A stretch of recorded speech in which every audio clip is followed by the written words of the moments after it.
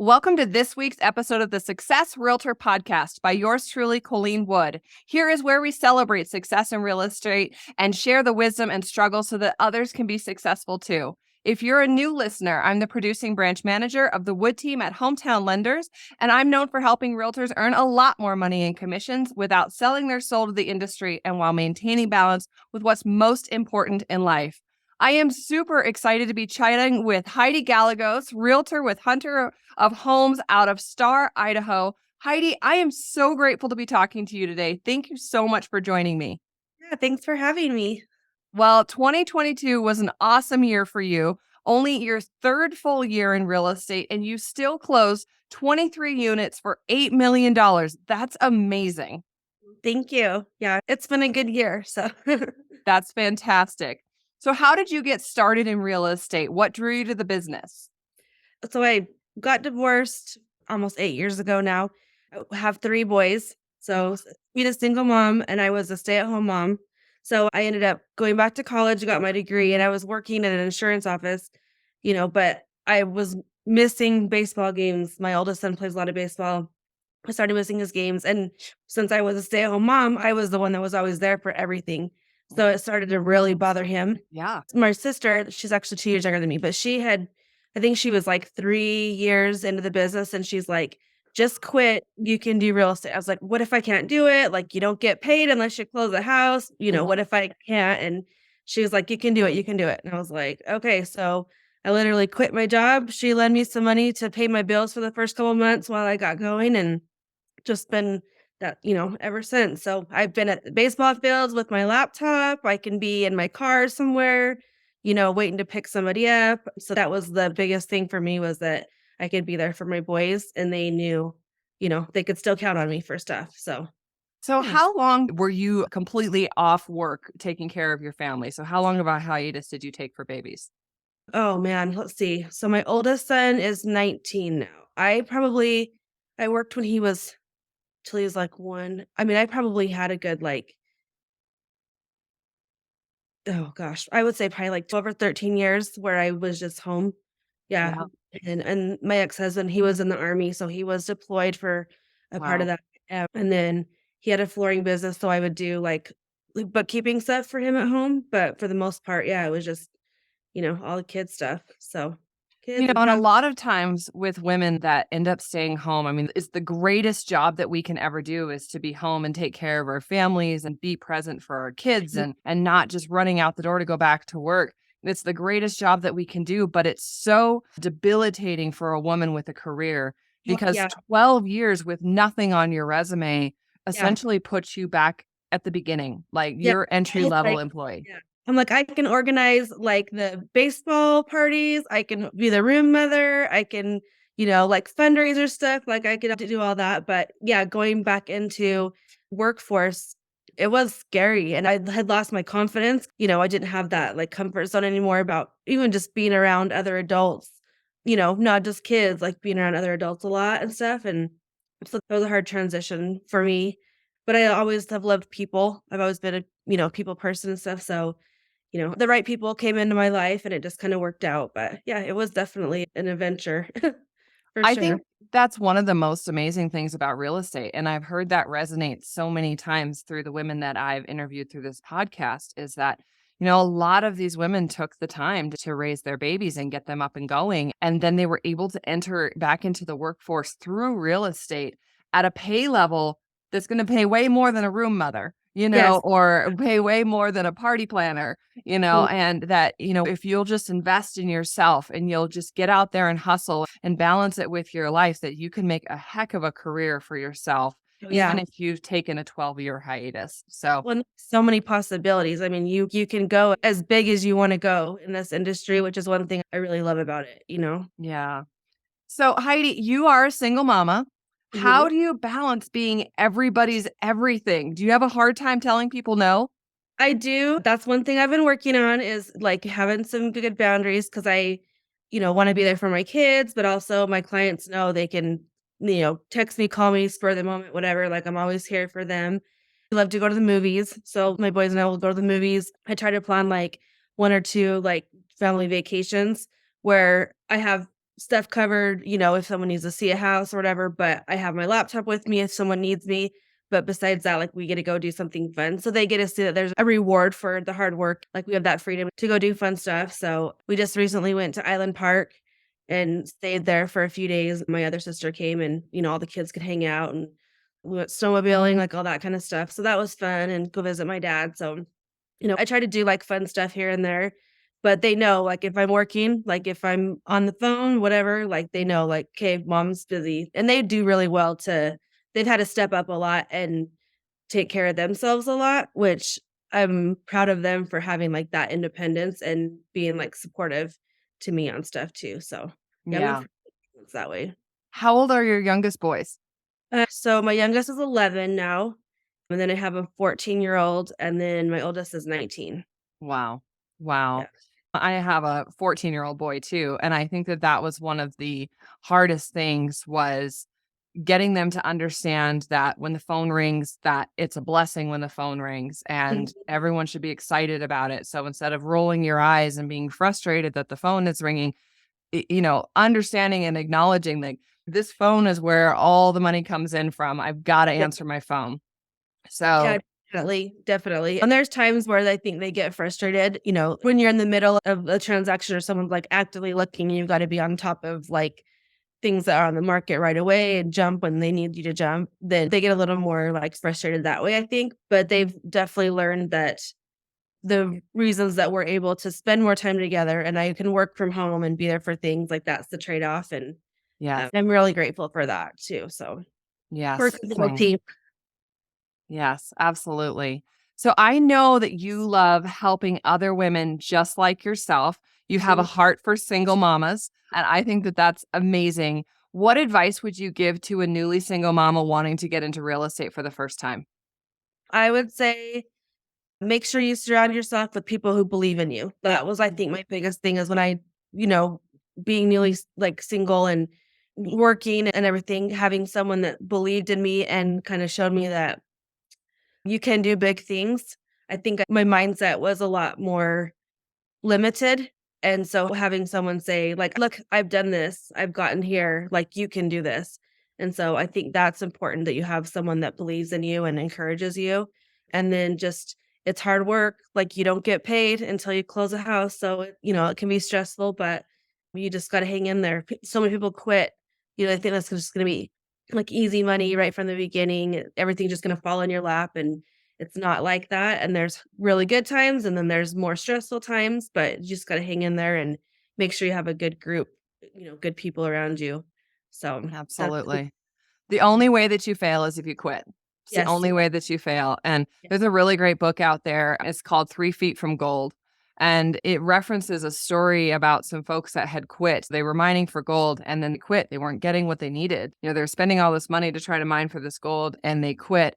And some folks came in later on and found that they had quit 3 feet from a humongous stream of gold. I don't know what the proper terminology is. I think that resonates so much in our business. It's like this is something that you build on constantly. You're constantly building and moving the needle a little bit farther. And sometimes it feels like you're working so hard for no gratification, but then it could be just around the corner. It could be that next phone call. So yeah, I think that that's what I love about this job because you're just sitting somewhere turning your time in for an hourly wage. And this feels like a pursuit every day. yeah. Well, and it's cool because you can make goals, like, my goals have changed every year, so I actually have, like, a chalkboard that we keep in the kitchen where each of us write down, like, what's our goal for that year, and that's gives you, like, something big to focus on, and then you can actually see, like, "Look, I did that, like, I accomplished that." And yeah, and the goals, they shift every year. I look back on my goals, I wrote them all down, so I look back on my goals from my first year, and it was like, my first goal, I wanted to pay my bills on the 1st of the month each month without having to, like, freak out. And then I wanted to take my boys to Disney World. Like, those were my goals. And after my first full year, I was able to take them to Disney World, and we had the best trip, so memorable, but it was like, I never thought I would be able to just do that, not charge it, just pay for it, and just go for a week and have fun, and that was, like, the one thing that they wanted to do, and we did it, and it was like a reminder of, "Okay, like, you can do hard things, just hang in there and stick with it, but you gotta have a goal, something to work towards. I feel like it's important to, like you have to, like, celebrate your little wins along the way, and then you have to have, like, the big goal that you are working toward for that year, like 1 year, 5 year, whatever, so that you have a direction, because when you're self-employed, if you don't have something to keep you motivated and stuff, it can be hard sometimes to keep that yourself, so So, a couple of questions. How did it feel to deliver on that goal that oh, you it were was able to take your boys to Disney World and pay for it and not charge it? How did that yeah, feel? it was amazing, like, we had the best week together. I mean, even when I interviewed at my brokerage when I got my license, they're like, "What are your goal? What do you want?" I'm like, "I wanna pay my bills, and I wanna go to Disney World," like, that's what and so it just, like I was like, "I can't believe I actually did this." I mean, I was a little bit freaking out. Holy crap, it's just me and them going across the country. I mean, I had been there once before with my family, but it was just like I was in charge. My mom wasn't there to make the plans and figure out all the logistics of things, but yeah, it was amazing and memorable, and we really had the best time, and I think it was cool for them to see, like, after all the hard things that I had gone through and we'd gone through, like, as a family, getting through the divorce and, all that kinda stuff that, like, that's not the end of things. There's way more past that, and I think that's a big part of why, like, single moms, I really, like it's hard to rebuild and, like, find your confidence being a mom and then being single and you kinda don't fit in, like, where you thought you would be. So Mhm. that's kinda where that, like, really sticks with me. Like, you can do big things. You just have to, like, dream big. Yeah. So, what's your goal for this year? They wanna go to Disney World again. It's been about 3 years. So that was, like, the biggest one. I have, like, a transaction number goal that I wanna hit this year, and I'm on track to hit that to increase my number of transactions, so that's good. And then I think this year I really wanna work on, like, happiness, kind of like a more than just like a big vacation goal or something. I think it's more about, like, quality time for me now, like, when I'm not working or when I don't have to be to really, like, be present. So Mhm. I've done a lot more one-on-one stuff with my kids. I feel like just to kinda, like time goes by too fast, and before you know it, my middle son will be out and stuff too, and I wanna spend as much time with them as I can. So I've been trying to do more family dinners, more movie nights, things like that. So we can all hang out, so That's so cool. That's so cool. So, how about advice for a single mama wanting to buy a house for the first time by herself? I would say number 1, you need to have the right team. Like, you've gotta have a lender and a realtor that know their stuff and will work hard for you. I've actually had someone that was referred to me, and she was told by her realtor that she was, talking to, and also by the lender that she was using, that she couldn't qualify for this condo that she wanted to get. It was just her and her daughter, and it was like a, simple, like, starter house, and it was a condo up here, and her lender was like, "No," and so her friend reached out to me and was like, "Hey, can you talk to my friend? She's not gonna have an apartment to live in soon." So I ended up reaching out to her and talking to her, and I was like, "Well, let me see what I can do." So I talked to her lender, and her lender I gave her a bunch of questions, and she's like, "Nope, it won't work."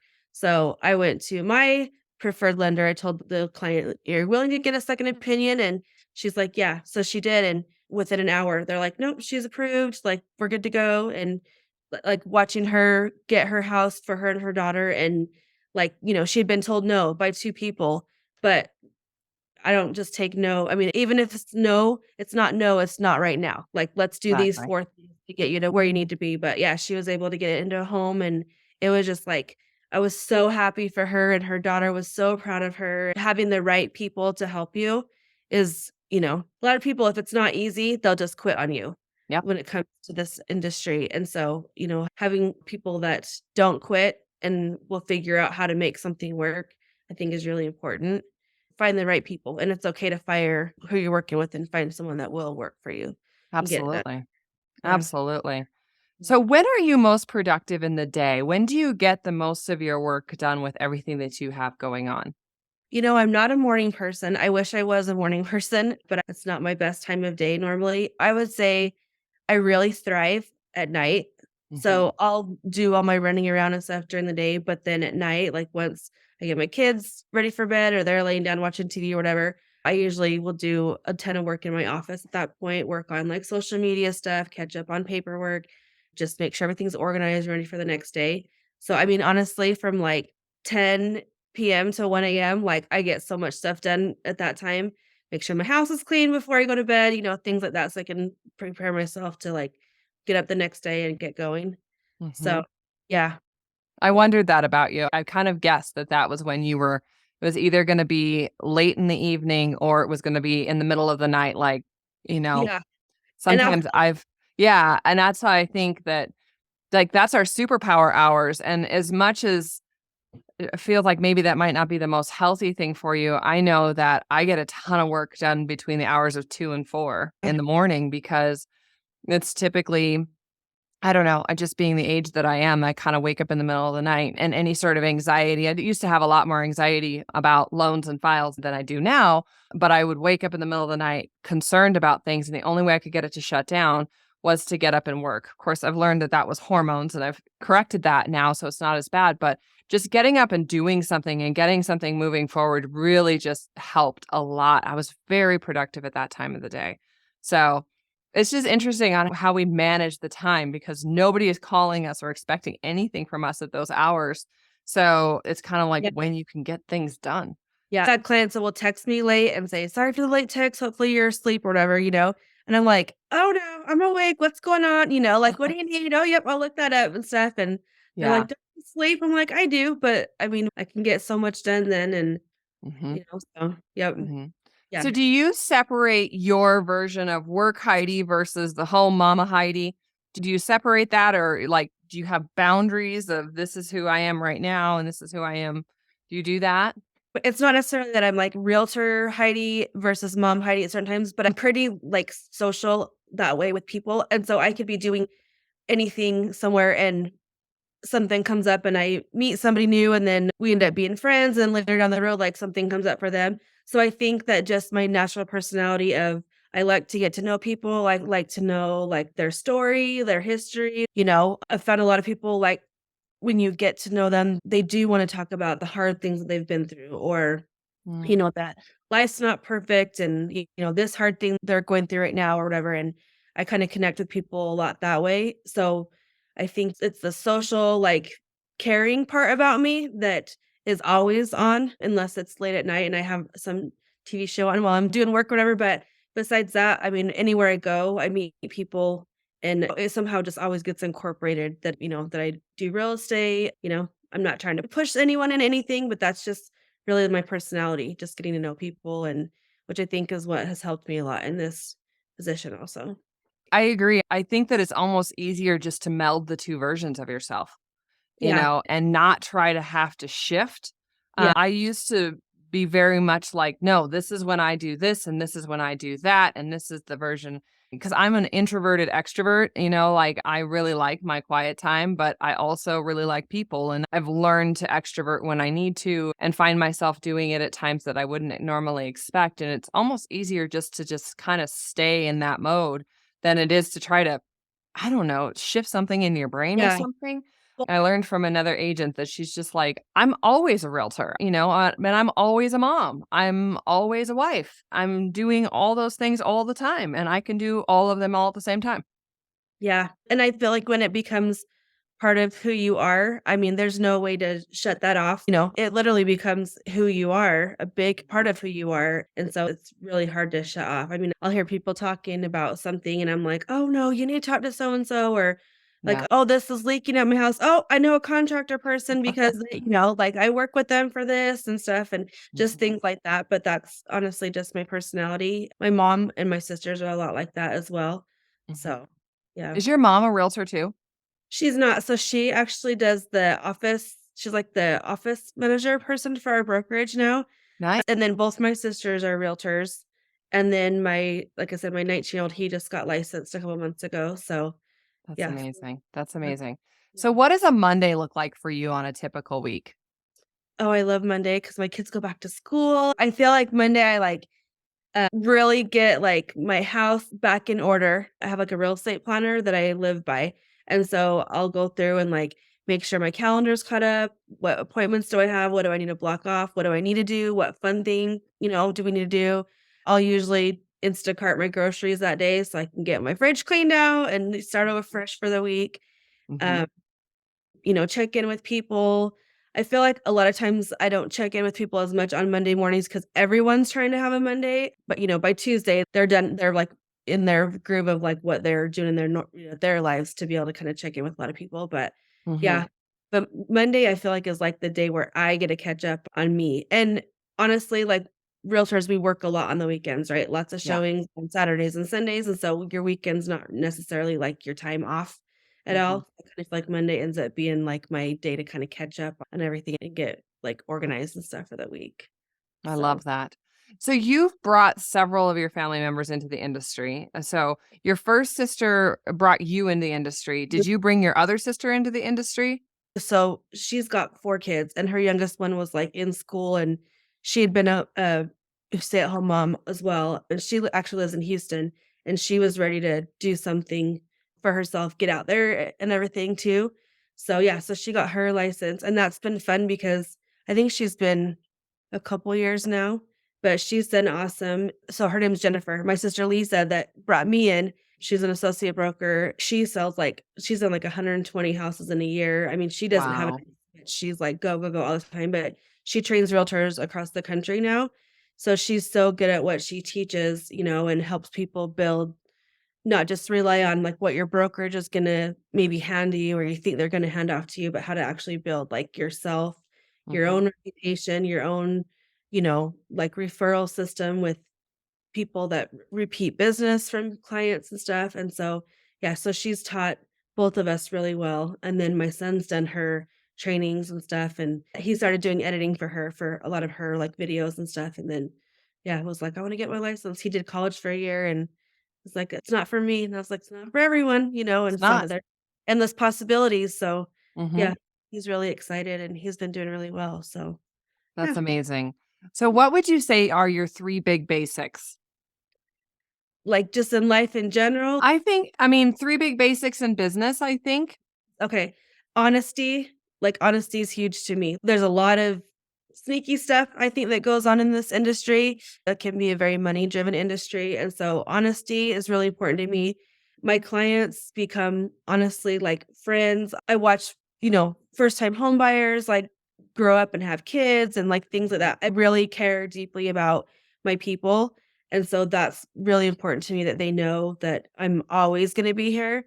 So I would say that's a big part of it. And then just honestly, work ethic, I feel like is huge, Mhm. and so I would say that those would be like the 3 biggest things for me in this industry. Sure.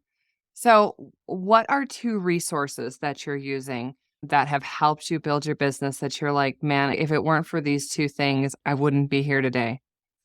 I would for sure say getting trained by my sister Lisa, like having her teach me what's Mhm. worked for her. And then I like social media to a point, but it's been fun. I like that I can be on social media and be me. Like, here's what I'm doing with my kids. And honestly, like that's where I get a lot of my business is just from social media. And it's people that I didn't know were watching or they're not commenting, they're not saying anything, but then all of a sudden someone will reach out and say, hey, you know, I'm thinking about this, what should I do? And so I Yeah. think that's kinda cool that you don't realize who's watching or who's watching other people's wins, and, when they're ready to reach out, they do, and Mhm. that part of things is really cool, and then hopefully they feel like they know me just from all of my crazy whatever stuff is going on and Yeah. yeah. If someone wants to follow you on social media, where can they find you? It's Heidi Sells Idaho on everything, so Okay. website, social media, everything, yep, Heidi Sells Idaho. Awesome. Awesome. So, what are you struggling with right now? Honestly, I would say I am not disciplined as far as, like, exercise, like, that kind of thing, like, putting that as a priority. Mhm. That's something I wanna work on this year is just, getting, like, health stuff and, I'm always on the run, on the go Yeah. here. Don't eat the best because 'cause you're eating in your car here or gas station food there, whatever, that kinda stuff, so that's something I wanna make more of a priority. Mhm. And then I've been working on, like, fixing up my house, I have an older house, work on that kinda stuff. Uh, Mhm. yeah, so I would say, like, those are a couple of things that are a big deal to me this year. Yeah, absolutely. Great things that are going to make you feel so great, both of those things. It's hard to do everything that we do. And it feels like you have all these different corners of your life that you have to constantly be working on. And, when you lean so much into your business like you did, getting it going, these past 3 years have been all about business and growing this business. And while kind of just trying to keep everything else together on the backside, now is the time where we start turning around and saying, okay, let's start putting some of these things back together that need some attention to, like our health. I mentioned, the hormone thing is such a big deal for everyone, not just women, to really pay attention to your hormone levels and get them tested. I was at a point where it was like my highest production year. We had done $100 million, which was 276 transactions. And it was fantastic. And everything was going super well work wise. But I felt like I felt like I could chew rocks. Like I just had this anger up and then just this edge on me all the time. And I had a great team. I mean, my family was doing really well, but every time I was around them, I was just angry all the time. And I had that stuff tested and checked. And man, I was just running entirely on estrogen, which of course makes you fat, which doesn't make you feel better. And super, super high cortisol, which is, the stress hormone, which also makes you fat. Yep. And so Yep. getting some of those things in line, it seems like not a huge deal. It is a game changer to have that stuff checked on. So if you guys are hearing this out there, you had a great big real estate career, make sure that you do take the time to visit with somebody and get your hormones checked. A lot of the people that I've coached, that's one of the things that I've told them to, like, go to the doctor, get your hormones checked, because you have to be your best version of yourself, and you can't if you're running on, imbalanced hormones. Yeah. Well, and there is so much stress in this industry. I mean, I could not do lending. Like, that's one thing I love, that I have like awesome lenders that I work with where I can be like, okay, here's this. Like, just tell me what we can do. Yeah. I don't like, I would never be able to do that. That would completely stress me out. But there's a lot of times, yeah, where I do, there's so many times a transaction, like you're 2 days before closing, day before closing, like something happens. You just have to like know that you're going to be having to figure things out and, just kind of like work through whatever, troubleshoot whatever's going on and work through it, figure it out. But yeah, the stress of it definitely does take a toll on our health, I feel, and then the stress of not wanting to let your kids down or your family down or be there for everything. That could definitely weigh on you. And I've had to learn how to, I go through, when I've got active, someone that's like super active for buying right then, we're like looking at houses all the time. And then I can kinda get to a place where I have all my people, where it's like, we don't have to be running and I have a little bit of downtime. I learned to enjoy sitting down and watching a show with my kids or doing puzzles. I love puzzles. To me, that's, like, super Mhm. relaxing. So I'll sit around with my best friend, we'll do puzzles together.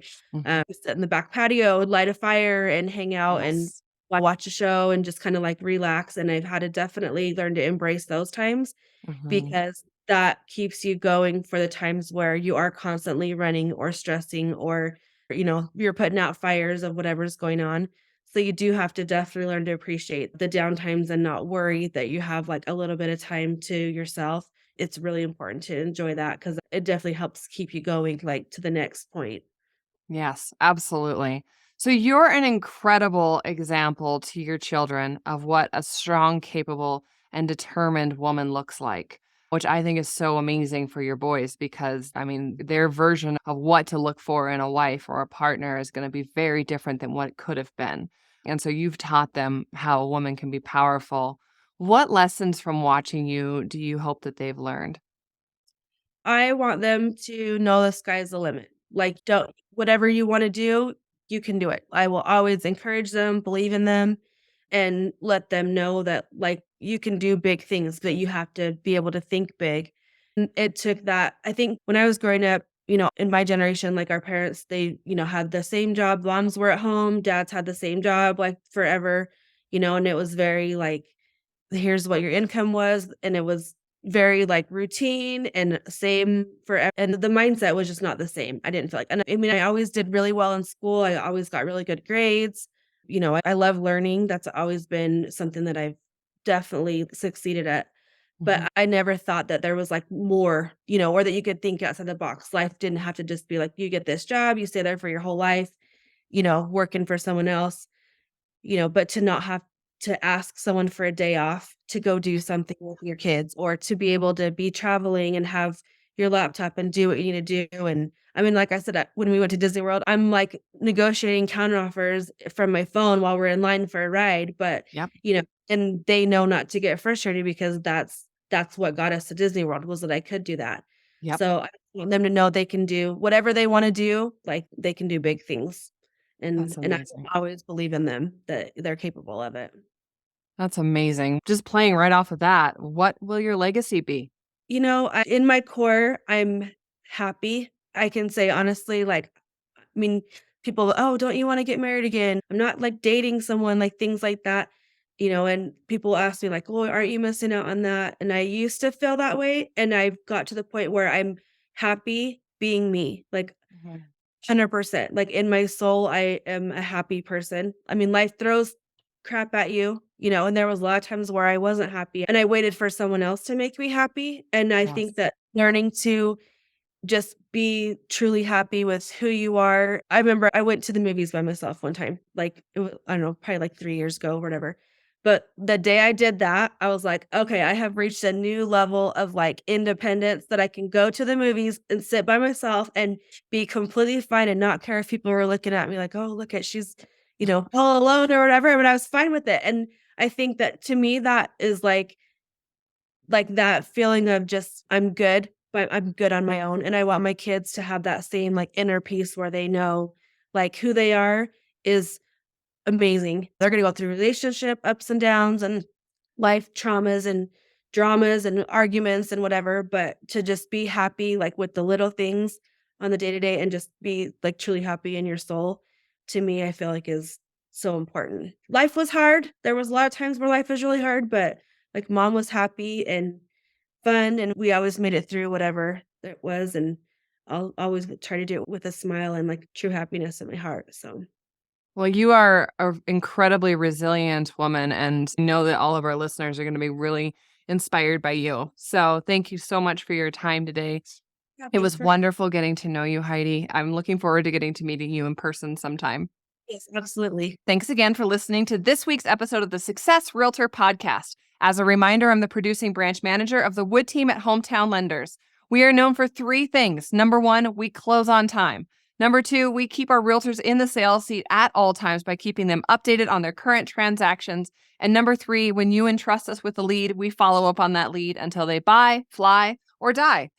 Leads are never lost to our lack of follow up. Our number one priority is for you to earn more money in commissions so that you can improve the lives of your family, community, and in turn, our country.